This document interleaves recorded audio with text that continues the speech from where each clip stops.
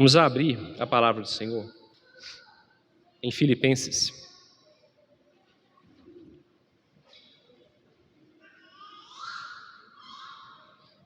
Filipenses, capítulo 1.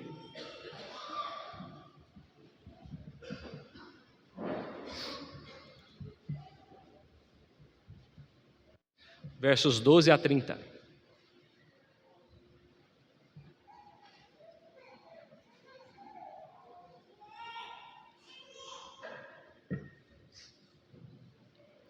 Filipenses, capítulo 1, versos 12 a 30. Irmãos, já tem alguns domingos que eu tenho falado, sobre o livro de Filipenses, então eu estou dando essa sequência, tá? Mas antes, nós vamos retornar um pouco, é por isso que nós vamos ler do versículo 12 ao versículo 30. Mas hoje, o texto que será exposto realmente vai ser Filipenses capítulo 1, do verso 19 ao 30. Amém? Somente para nos contextualizarmos, tá, meus irmãos? Diz assim a palavra do Senhor: quero ainda, irmãos, cientificar-vos de que as coisas que me aconteceram têm antes contribuído para o progresso do Evangelho, de maneira que as minhas cadeias em Cristo se tornaram conhecidas de toda a guarda pretoriana e de todos os demais.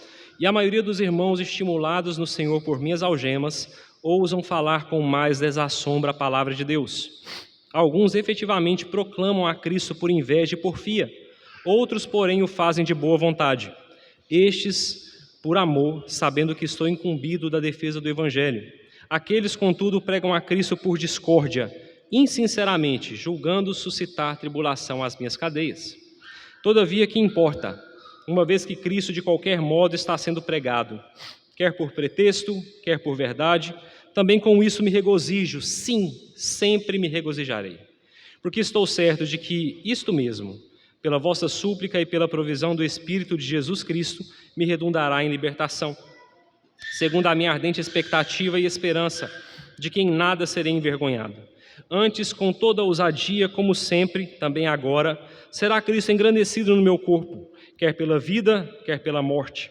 Porquanto para mim o viver é Cristo e o morrer é lucro. Entretanto, se o viver na carne traz fruto para o meu trabalho, já não sei o que hei de escolher.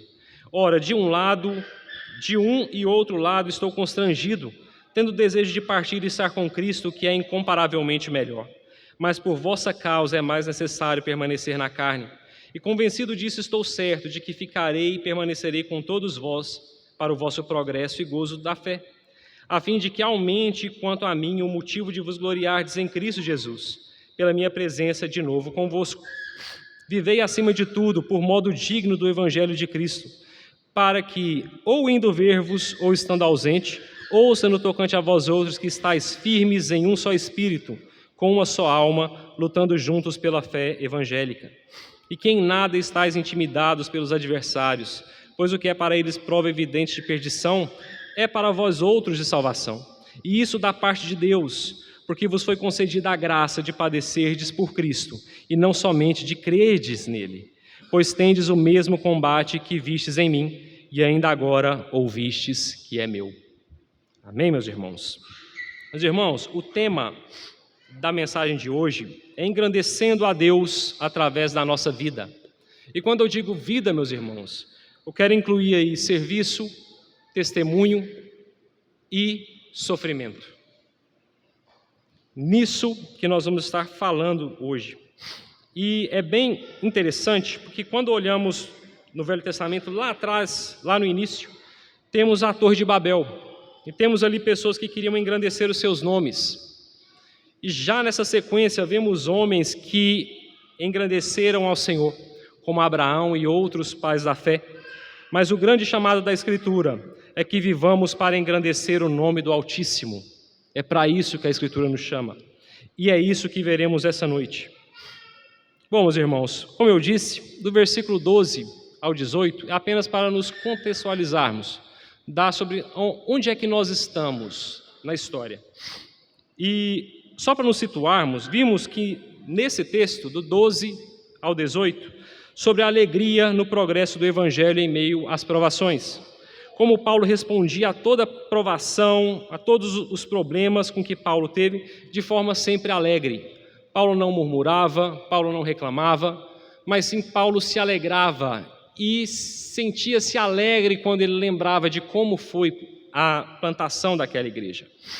E vemos claramente que Paulo tem sempre Cristo como o principal de sua vida.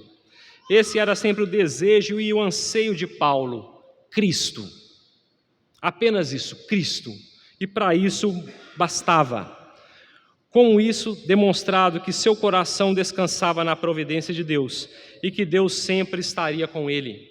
Esse é Paulo, um homem que queria Cristo, um homem que não queria outra coisa além de Cristo, de servi-lo, de adorá-lo, de viver para ele, de dar testemunho dele e de sofrer por ele. Esse é Paulo, e é isso que nós vamos ver nesse texto de hoje, do versículo 19 ao 30. Bom, meus irmãos, o primeiro tópico de hoje é engrandecendo a Cristo através da nossa vida. Vai ali do versículo 19 até o versículo 28. E já nos versículos iniciais, do 19 ao 22, vemos uma tensão entre liberdade temporal e salvação eterna. Paulo não sabe se ele vai morrer ali naquele. Paulo não sabe o que vai ser, mas há aquela tensão entre querer estar com Cristo e ao mesmo tempo querer ficar para a glória dele. Existe essa tensão. E já no versículo 19, vamos relê-lo novamente, diz: porque estou certo de que isto mesmo, pela vossa súplica e pela provisão do Espírito de Jesus Cristo, me redundará em liberdade. Meus irmãos, nos versos 19 e 20, vemos claramente que Paulo só pensava em engrandecer a Cristo. Esse era o principal alvo da vida de Paulo. Através das orações dos irmãos e com auxílio do Espírito Santo, Paulo está dizendo que Cristo seria engrandecido.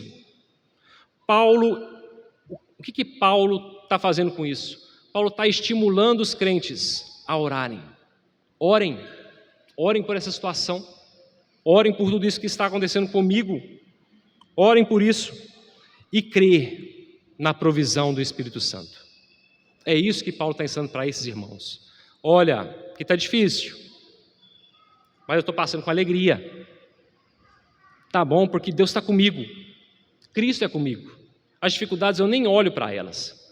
Mas vocês orem e creiam na provisão do Espírito Santo, que é a causa eficiente da oração.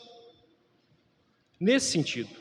Por que isso? O mesmo Espírito que sustentou Jesus em suas provações fará que todas as coisas cooperem juntamente para o bem de Paulo. E é isso que Paulo pensa. O mesmo Espírito que sustentou o nosso Senhor Jesus Cristo está comigo, está conosco. E Ele fará que todas as coisas cooperem juntamente para o bem de Paulo, e isso em resposta às orações dos crentes. É por isso que Paulo incentiva os irmãos: orem e creiam na provisão do Espírito Santo.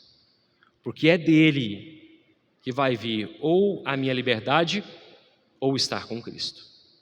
É da provisão de Deus. E é isso que Paulo quer colocar na vida desses irmãos. E é assim que se engrandece a Cristo. Já no versículo 20, fala assim: segundo a minha ardente expectativa e esperança, de que em nada serei envergonhado, antes com toda ousadia, como sempre, também agora será Cristo engrandecido no meu corpo, quer pela vida, quer pela morte.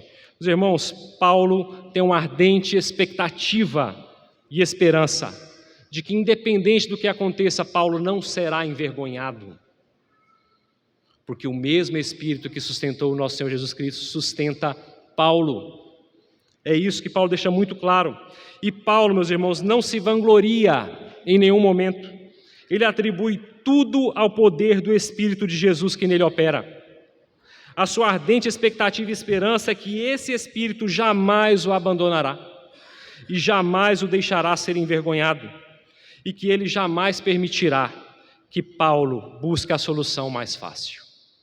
Jamais permitirá. Jamais permitirá que Paulo renuncie, que Paulo desista, que Paulo abandone, que Paulo fale: não, eu não quero mais Cristo não, eu quero ser liberto. Esse Espírito sustenta Paulo em tudo. Até mesmo na forma como Paulo se mantém firme, é o Senhor que o sustenta, porque nós nem mesmo isso conseguimos fazer sem o Senhor. Nem estar sustentados em Cristo conseguimos se o Senhor não nos ajudar a isso. E aí, pelo contrário, Paulo mostra que com coragem e ousadia que só é dada pelo Espírito do Senhor. E Cristo será engrandecido. Novamente, esse era o principal objetivo de Paulo, seja pela sua morte e pela sua vida. Como ele fala, também agora será Cristo engrandecido no meu corpo, quer pela vida, quer pela morte.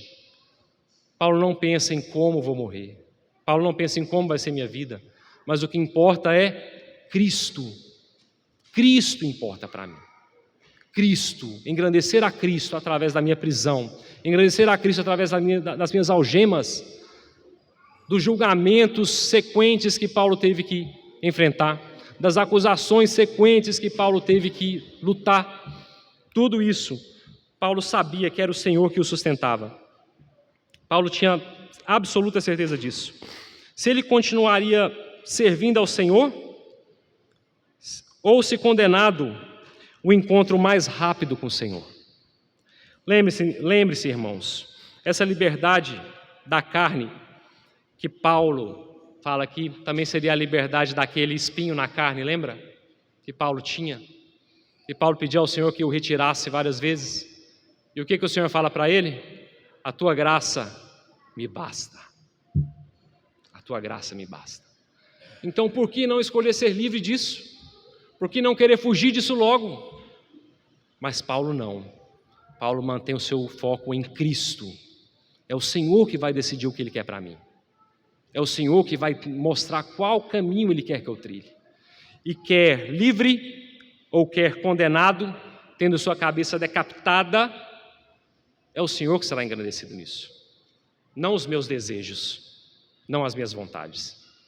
E é isso que Paulo deixa de forma muito clara, que se ele for condenado, enfrentará esse momento com uma fé inabalável e com um cântico em seu coração. É assim que Paulo enfrenta as circunstâncias da vida. É assim que Paulo engrandece a Cristo através da sua vida. É nesse sentido. E aí finalmente chegamos ao versículo 21. Porquanto para mim o viver é Cristo e o morrer é lucro. Chegamos em um versículo em que os irmãos conhecem muito bem. E aí vemos, meus irmãos, que Paulo era convicto. Paulo era muito convicto quanto ao seu propósito de vida. Era um homem com uma missão clara. Ele nunca duvidou da missão de Deus para ele, não. Ele tinha essa missão. E Cristo era a razão de ser de Paulo. Não tinha outra razão. Não tinha outro motivo de viver se não fosse Cristo. Não existia outro motivo. Sua vida era dedicada a Deus.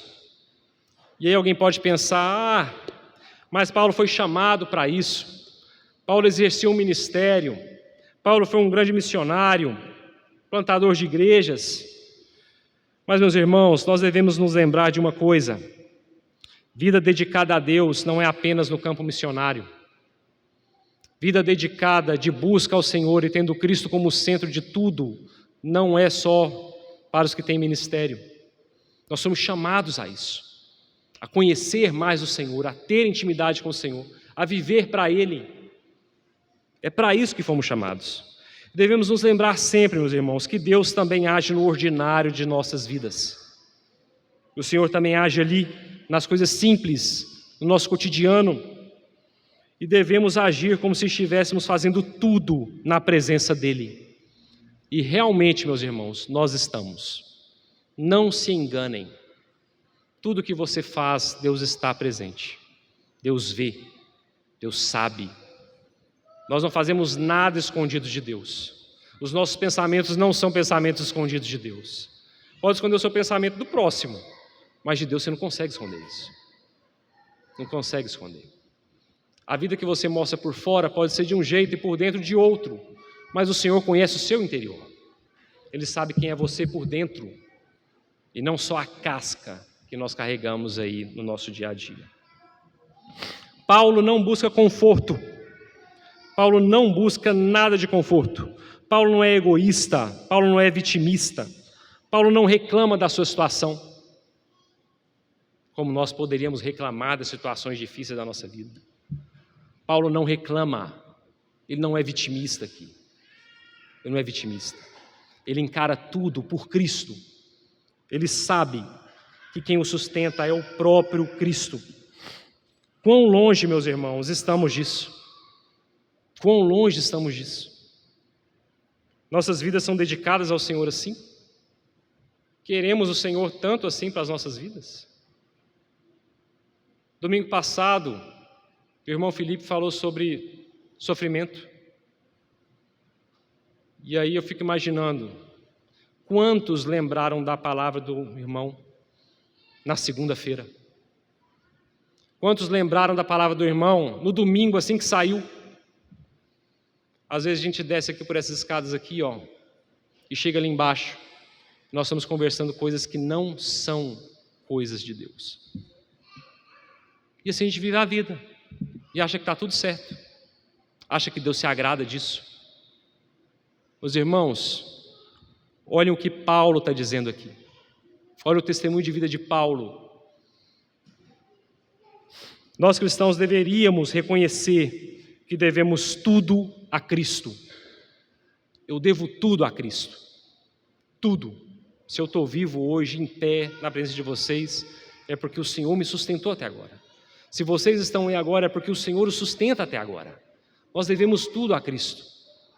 Não tem nada que é meu, nada é mérito meu, nada é mérito nosso. Os méritos são de Cristo. Porque a nossa vida é frágil. A nossa vida é frágil, meus irmãos, e é o Senhor que mantém ela. Reconhecer que devemos tudo a Cristo, e aí vemos vários textos de Paulo, onde ele mostra que nós devemos dedicar nossa vida a Ele em expressa gratidão. Dedicar a nossa vida ao Senhor em expressa gratidão por tudo que Ele tem feito por nós, por tudo que Ele faz e que Ele ainda fará.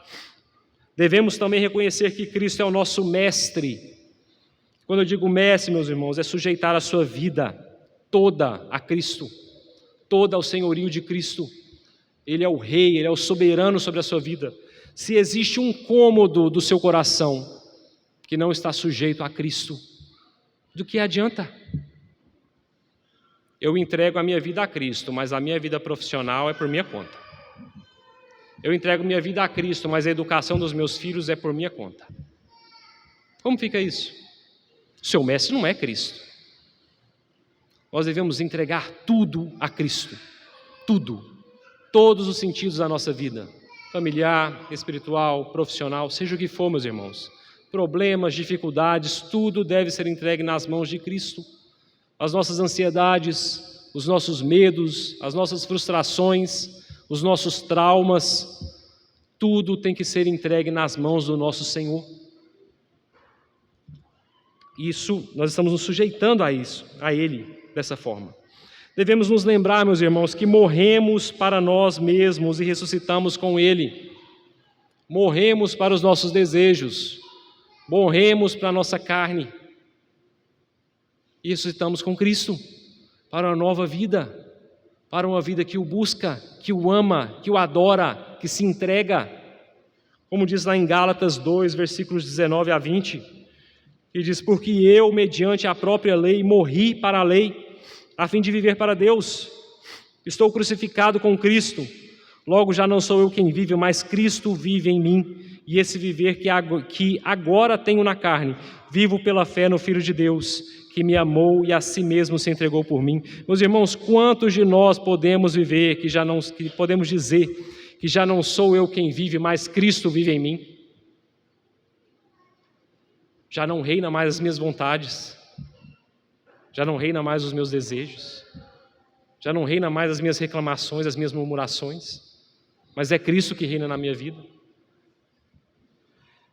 Que temos uma nova identidade, meus irmãos, temos uma nova identidade, é hora de nós abraçarmos essa nova identidade. O que é essa nova identidade? Filipenses 3, versículo 20, Nós vamos repetir esse texto novamente um pouco mais à frente. Ele fala assim: pois a nossa pátria está nos céus, de onde também aguardamos o Salvador, o Senhor Jesus Cristo. Meus irmãos, a nossa pátria não é aqui. Nós não somos daqui. Tudo que nós fazemos deve ser diferente dos que são de lá de fora. A gente não anda como um ímpio, não. É assim que nós devemos viver para Deus, andando de forma justa perante o Senhor. Tudo de valor se encontra nele. Tudo de valor se encontra em Cristo.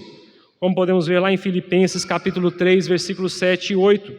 Mas o que para mim era lucro, isto considerei perda por causa de Cristo. Sim, deveras, considero tudo como perda, por causa da sublimidade do conhecimento de Cristo Jesus, meu Senhor, por amor do qual perdi todas as coisas e as considero como refúgio para ganhar a Cristo. E as considero como lixo, como outra palavra, como esterco. Considero tudo como esterco, como lixo, por causa de Cristo. Por causa de Cristo. O apóstolo tem em mente que a sua força emana de Cristo e que ele deve tudo a Cristo. Tudo deve a Cristo, tudo devemos a Cristo. Meus irmãos, às vezes nós vivemos uma verdadeira esquizofrenia espiritual. Porque dizemos uma coisa, mas fazemos outra.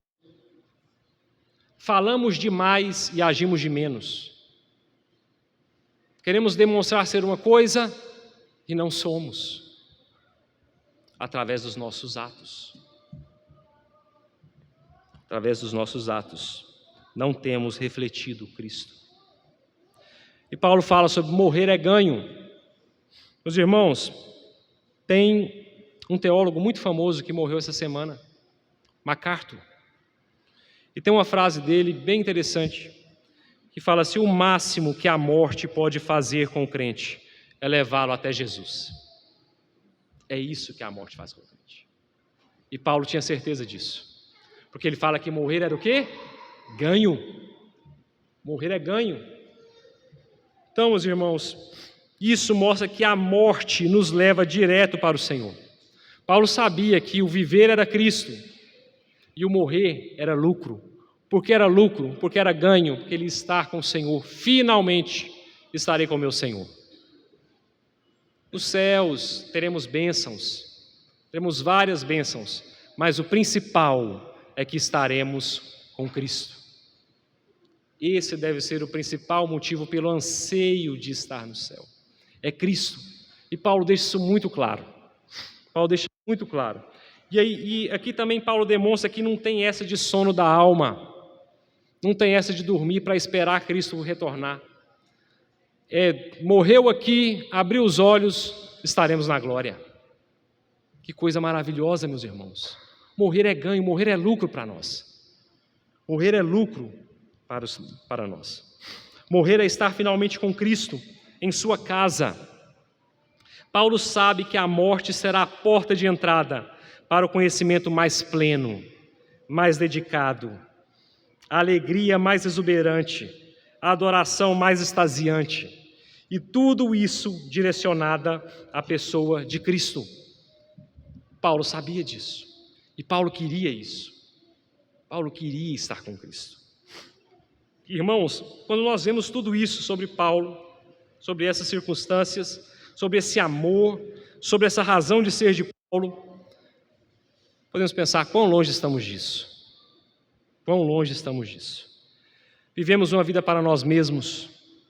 Vivemos um evangelho fraco, mesquinho. Às vezes estamos apaixonados por isso aqui. Às vezes estamos apaixonados pelo nosso trabalho. Estamos apaixonados pela nossa vida. Estamos apaixonados pelo nosso conforto. Estamos apaixonados pelas nossas viagens. Pelo que a gente tem. Eu não quero deixar isso aqui, não. Eu não quero deixar isso aqui. Eu tenho tudo aqui. Alguns podem pensar nisso. Alguns podem pensar isso. E vivemos nesse evangelho fraco, mesquinho, insignificante, e ainda achamos que somos os melhores crentes, os melhores servos. Irmãos, isso deveria nos constranger. Isso deveria nos constranger. deveria fazer-nos repensar o nosso estilo de vida. Se isso tem engrandecido a Cristo ou tem engrandecido a mim mesmo. Se tem engrandecido a Cristo ou eu estou só de passagem aqui, ponto final. Devemos nos atentar a isso, meus irmãos. Logo em seguida, a partir do versículo 22, temos outro tópico. Engrandecendo a Cristo através do nosso serviço. Entretanto, se viver na carne traz fruto para o meu trabalho, já não sei o que hei de escolher. Paulo sabe que se fosse absolvido e posto em liberdade, aproveitaria a oportunidade para proclamar ainda mais o Evangelho. Paulo não estava pensando, se eu for livre, eu vou deixar esse trem para lá. Se eu for livre, eu vou fazer outra coisa.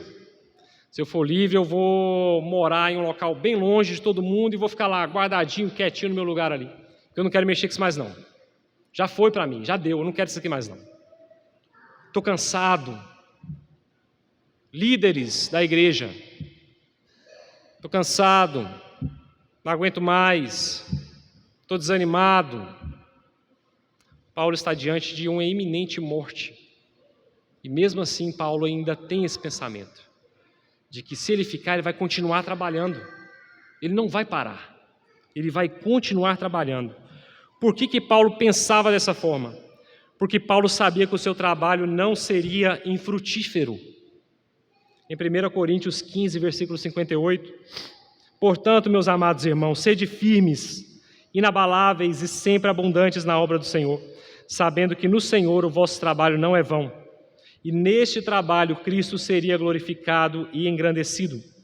Meus irmãos, líderes, não desanimem diante das circunstâncias. Continuem pregando, professores de escola dominical, continuem ensinando, continue ministrando, louvor, líder de louvor, continue firme no Senhor, presbíteros, continuem firme no Senhor, sem preguiça, com força, com esforço, sabendo de que o trabalho é do Senhor, e o trabalho engrandece o Senhor, engrandece a Cristo, isso não é em vão. Nós temos alguns jovens aqui, mas vemos que os jovens, por exemplo, eles têm se desanimado diante de várias circunstâncias.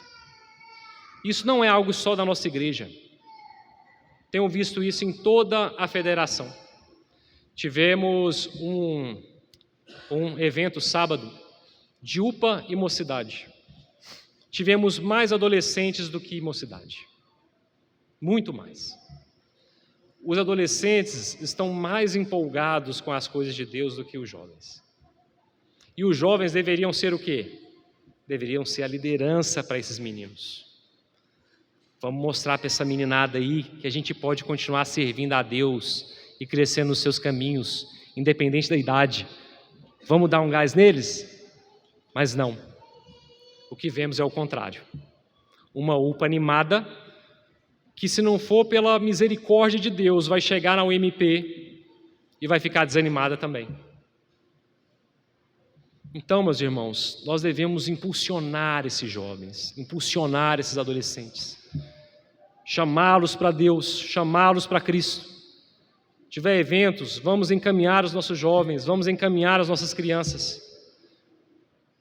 porque isso é nossa tarefa.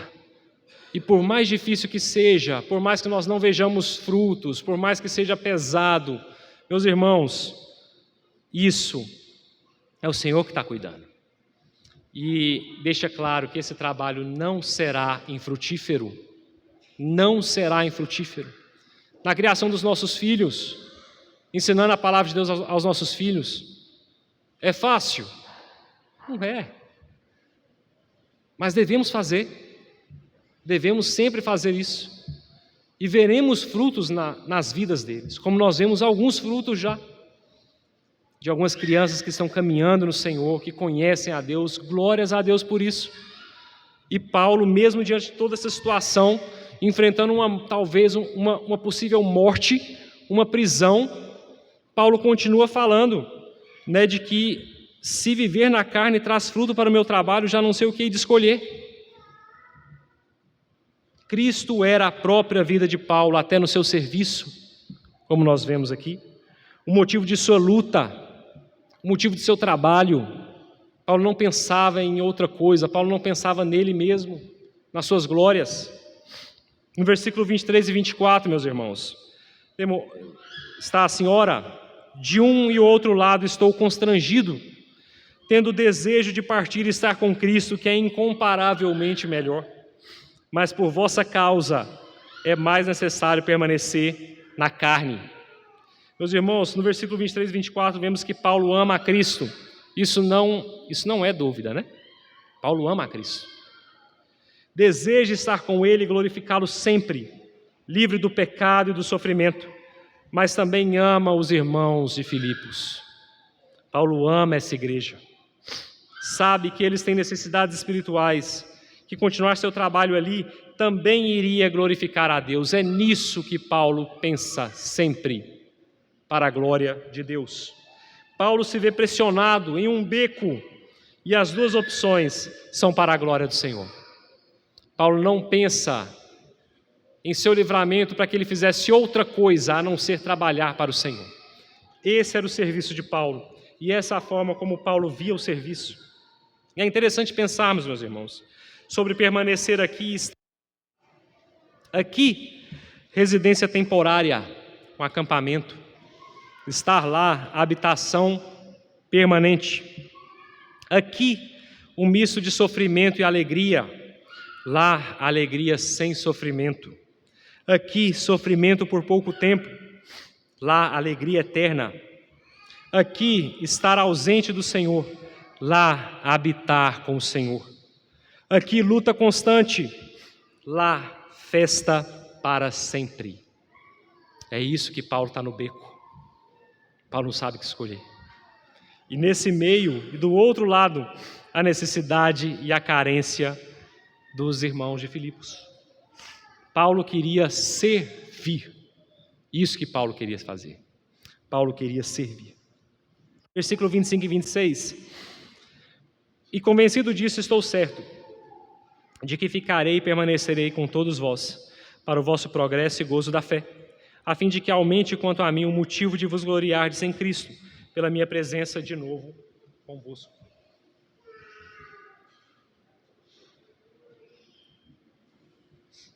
Meus irmãos, Paulo crê, a fé de Paulo é que ele permanecerá. Paulo crê de que ele permanecerá. Mas não apenas permanecerá por permanecer, mas ele permanecerá para o progresso e gozo da fé. O propósito de Paulo. Paulo tem um propósito claro da vida dele. Paulo fala muito sobre progresso na carta aos Filipenses. Irmãos, nossa vida aqui é uma caminhada. É uma grande caminhada. Tem que haver progresso. Tem que haver progresso. Por que esse progresso é importante? Porque o não progresso, meus irmãos, significa regredir. Se você não progride, você regride. Espiritualmente, permanecer estático é impossível. É impossível, meus irmãos, permanecermos estáticos espiritualmente. Ou progredimos na fé e crescemos em Cristo, ou regredimos. Não tem meio termo aqui não. Ou é crescer ou regredir. É crescer ou regredir. Não tem outra coisa, e Paulo deixa isso muito claro. E a permanência de Paulo traria glória ao Senhor, até mesmo por sua libertação. E como é maravilhoso, meus irmãos, ver que a fé de Paulo se concretizou. Toda evidência histórica indica que Paulo foi posto em liberdade e realmente visitou a igreja em Filipos. Toda evidência histórica demonstra isso. Demonstra que a fé inabalável de Paulo que vemos aqui, ela se concretiza mais adiante. Olha que coisa maravilhosa, meus irmãos. Uma fé em Cristo inabalável que se concretizou. E o nosso terceiro tópico, meus irmãos, é engrandecendo a Cristo através do testemunho. E já estamos caminhando para o fim. Versículos 27 e 28, diz assim, vivei acima de tudo por modo digno do Evangelho de Cristo, para que, ou indo ver-vos, ou estando ausente, ouça no tocante a vós outros que estáis firmes em um só Espírito, como uma só alma, lutando juntos pela fé evangélica, e que em nada estáis intimidados pelos adversários, pois o que é para eles prova evidente de perdição, é para vós outros de salvação, e isto da parte de Deus. Ou seja, toda essa perseguição é sinal de que vocês pertencem a Deus. É isso que Paulo está deixando bem claro. E esse vivei acima de tudo por modo digno do Evangelho de Cristo, meus irmãos. Paulo aqui ele quer dizer o seguinte, passamos ali do versículo 26, e aí já no versículo 27, Paulo diz, vivei acima de tudo, ou seja, independente do que aconteça comigo, meus irmãos, quer eu viva, quer eu morra, independente do que aconteça, vivei de modo digno do Evangelho de Cristo. Viver de modo digno. E isso novamente nos traz ao versículo 13, ao capítulo 3, versículo 20 de Filipenses, onde Paulo diz, pois a nossa pátria está nos céus, de onde também aguardamos o Salvador, o Senhor Jesus Cristo. O viver de modo digno das boas novas de Cristo, viver de modo digno de um cidadão dos céus. O que Paulo está dizendo para os crentes de Filipos, meus irmãos, é que assim como eles valorizavam a cidadania romana deles, eles deveriam valorizar ainda mais a posição que ocupavam como cidadãos dos céus. Meus irmãos, não é ligar se você é brasileiro, não é se importar em qual local que você está, não é se importar de que região você está, mas o que Paulo está dizendo aqui é que o que é mais importante é que eu sou um cidadão dos céus, é que eu devo andar de modo digno do Evangelho de Cristo, ou devo andar de forma diferente dos que são daí de fora. Quando você chega em outra pátria, você vê costumes diferentes, um povo diferente, um povo de língua diferente, um povo de tradição diferente, e é assim que nós somos. Nós somos um povo que deve ter um linguajar diferente, nós somos um povo que deve andar de forma diferente, e não se misturar de forma que você não sabe o que é ímpio e o que é justo, o que é ímpio e o que é de Deus. Se mistura de tal forma que você não sabe, só se separa no domingo, e se separa. Temos que tomar cuidado com esse tipo de coisa. O evangelho que abraçamos, precisamos viver de modo digno para ganharmos outros com o nosso testemunho. Meus irmãos, não se enganem. A sua vida, as coisas que você faz, a forma que você anda, é forma de testemunho. Não se engane quanto a isso. Não se engane quanto a isso. Viver de modo digno também reflete a forma como a igreja deve andar. A forma como a igreja deve andar, como Paulo fala, em unidade de coração e mente, unida no trabalho. Meus irmãos, é bem importante aqui fazer uma diferenciação entre unidade e uniformidade. Você não é igual ao seu irmão. Você não é igual a ele. Nós todos aqui somos um corpo, com suas características, com suas qualidades, com seus defeitos. Uniformidade seria se todo mundo fosse a mesma coisa. A mesma coisa. Todo mundo igual. Ninguém é diferente. Todo mundo é igual. Quer dizer que você não pode ter uma opinião diferente, você não pode pensar de forma diferente, você tem que ser igual. Uniformidade é isso. E há uma bagunça muito grande, porque o Senhor não nos chama a uniformidade, o Senhor nos chama a unidade. Unidade é que temos as nossas diferenças, temos as nossas formas de pensar, mas em Cristo somos todos um. Isso é a diferença entre unidade e uniformidade.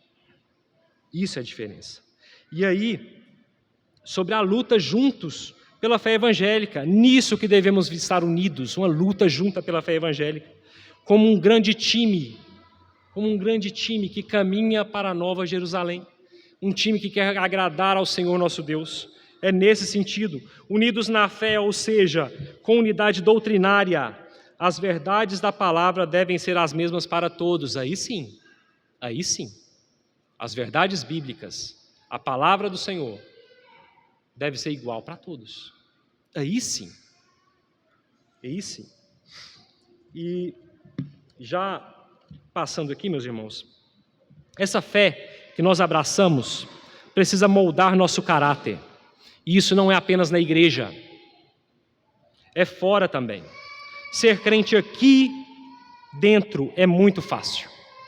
É muito fácil você ser crente aqui dentro. É muito fácil você ser crente nos acampamentos. É muito fácil você ser crente em eventos da igreja. É muito fácil. Não tem dificuldade nenhuma nisso. E fora? Como que é? No meio da roda de trabalho, no meio da sua família, no meio das suas amizades, no meio de gente ímpia, como que você age? Você se iguala a eles?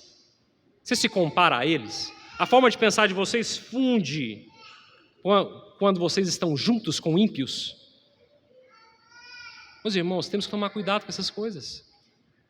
Tomar muito cuidado com essas coisas. Como disse um teólogo, a vida do cristão é o 5º evangelho, a página da Bíblia que o povo mais lê. Se você acha que os outros não veem as suas ações, você está enganado. Engrandecendo a Cristo, através do sofrimento. Versículos 29 ao 30. Porque vos foi concedida a graça de padecerdes por Cristo, não somente de crerdes nele, pois tendes o mesmo combate que vistes em mim, e ainda agora ouvis que é meu. Paulo deixa claro que padecer por Cristo também é um dom, sofrer por Cristo também é um dom, assim como crer nele também é. Ou seja, meus irmãos, o que Paulo nos ensina aqui é que nada é por nós, nada é por nós. O crer, o sofrer, o padecer, nada é por nós.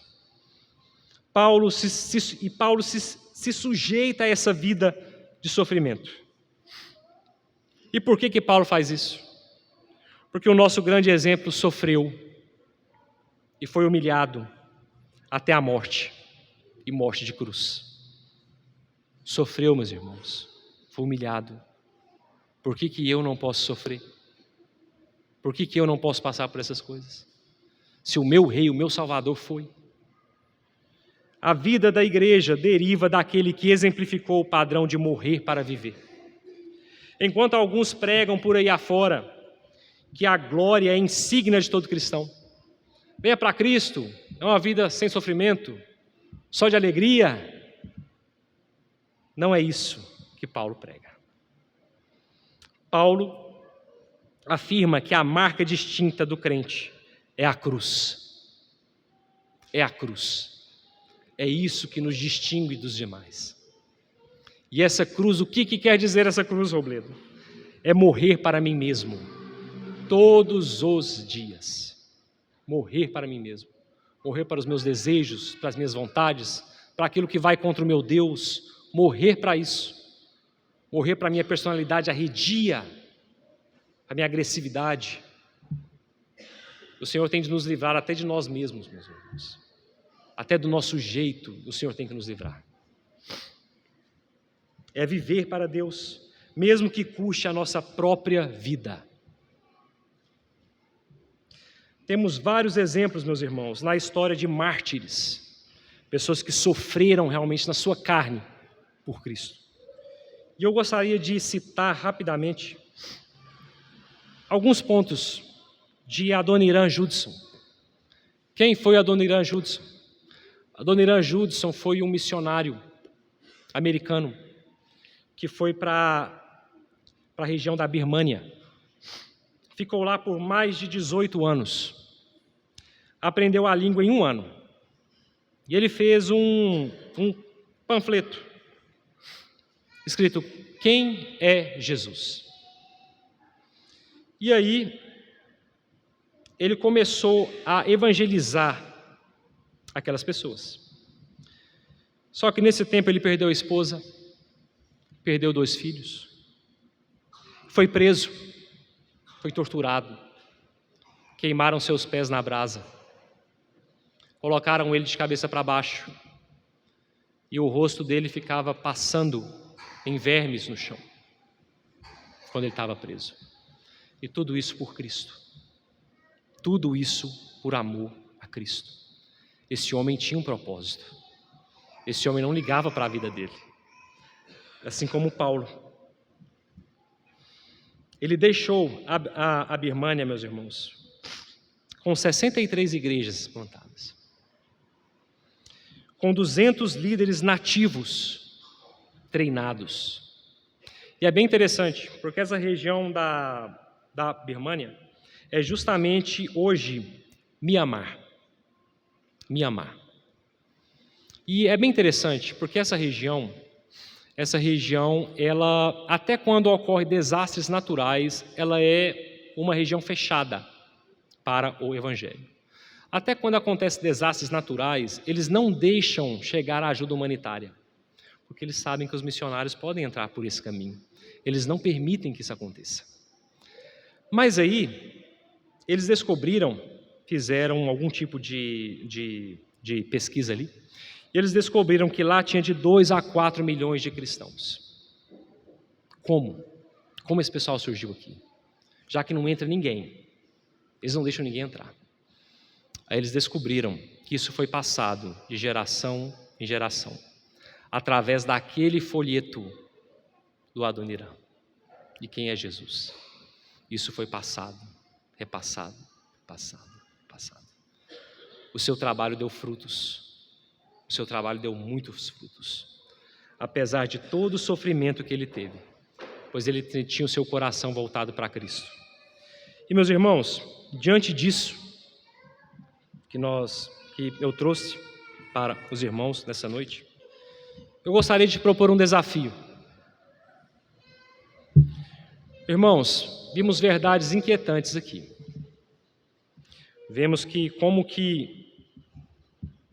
diferente de outras igrejas que pregam o Evangelho como forma de passar a mão na cabeça, de afago,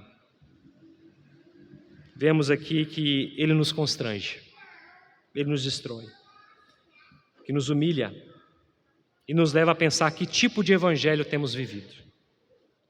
Por isso, meus irmãos, eu desafio vocês a nessa noite,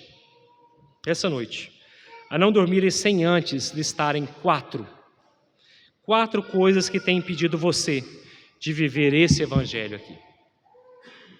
4 coisas que têm impedido você de viver de modo digno, de engrandecer a Cristo com sua vida, com seu testemunho, com seu serviço e até com seu sofrimento, a ser um verdadeiro discípulo de Deus. O que tem te travado? O que você tem amado mais do que a Deus na sua vida? Em que ilusão de vida e bem-estar você se encontra para ter uma vida tão medíocre diante de Deus? Meus irmãos, que nós possamos refletir sobre isso, que o Senhor nos incomode sobre isso, que nós possamos voltar para casa sim, com esse incômodo, com esse desafio, e que se isso não nos incomodar hoje, que nos incomode a semana toda, e que nos incomode até que nós mudemos para a honra e glória de Cristo. Desafio você, meu irmão, a não dormir sem pensar nisso. Que o Senhor tenha misericórdia das nossas vidas. Amém, meus irmãos? Vamos orar. Senhor Deus, amado, querido, meu Pai, Tua palavra foi exposta. Peço a Ti em nome de Jesus, Deus, que o Senhor nos incomode, que o Senhor transforme o nosso andar, que o Senhor transforme nossa mente, para que possamos viver realmente para Ti. Não nos deixe, Deus, ficarmos iludidos, Deus, com as iguarias desse reino, Pai. Não nos deixe ficar com a visão embaçada, Deus, sobre essa vida, Deus. Que o Senhor nos faça acordar, que o Senhor nos faça despertar, e que nós possamos amá-lo com todo o nosso coração, com toda a nossa alma e com todo o nosso entendimento, Deus. Em nome de Jesus. Amém, Senhor.